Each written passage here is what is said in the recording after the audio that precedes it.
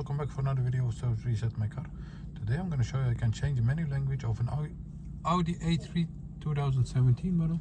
In this short video I'm going to show you how to do it for yourself. Okay, let's start right away. First of all, turn the ignition on.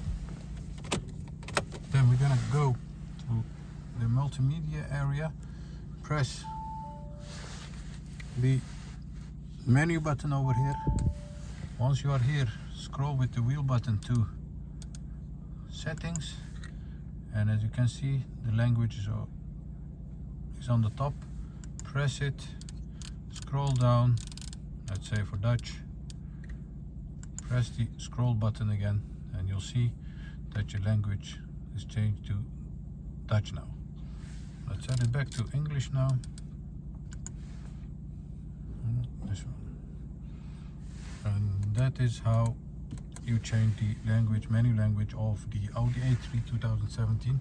Also, this area will change to the desired language. That was it. Thank you for watching and hope to see you next time. Bye bye.